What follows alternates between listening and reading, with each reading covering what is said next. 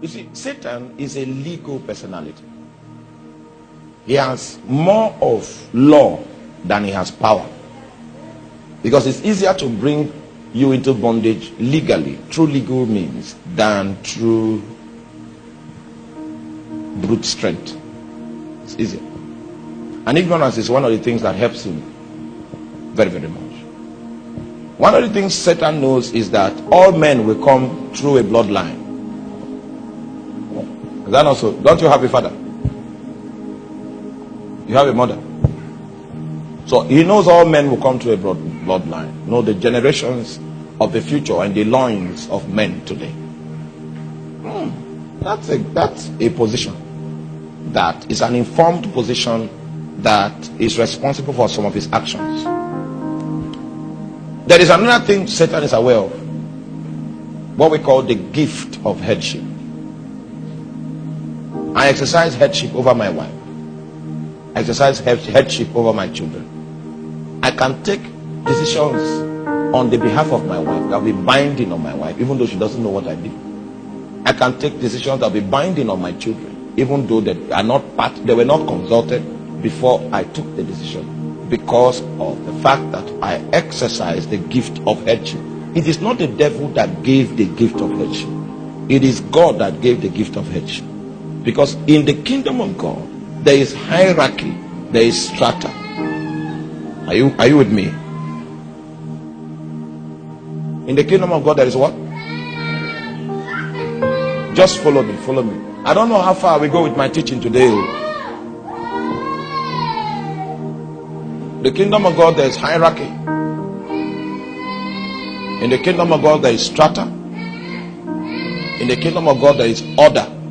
So in keeping with the order that is in the kingdom of God, every institution that God ordained, one of which is marriage. God is not the one that started the secondary school that you went to. But I'm talking about the institutions that God ordained. He has a touch of his philosophy in it.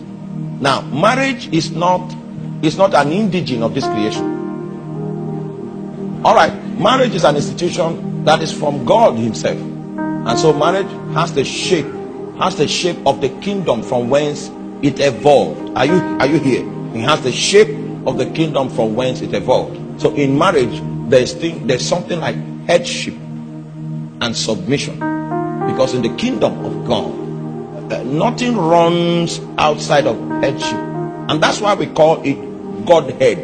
Everything that comes from the source comes from the Godhead. There is a structure that is in that kingdom, so that the one that calls the shots, his office is distinct.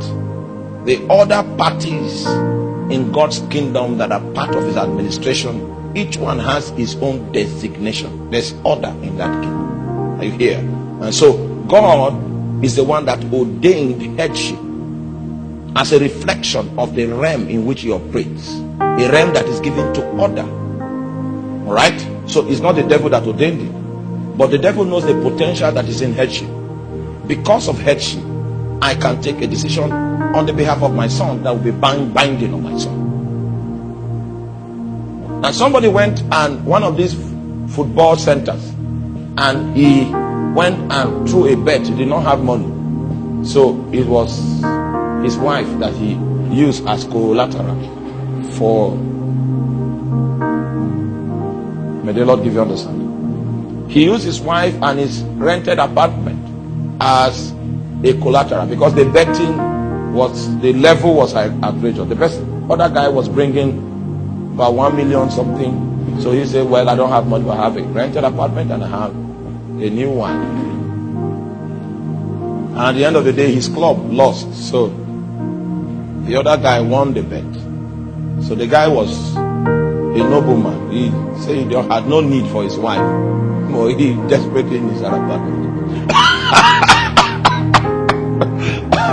Now, you see, that decision, the wife was somewhere hooking or something, and there were truces that were being entered into on her behalf, which were going to be binding. She has no knowledge of it. But the wife can't go to football center and bet and say, I have husband. Nobody will accept that because of headship.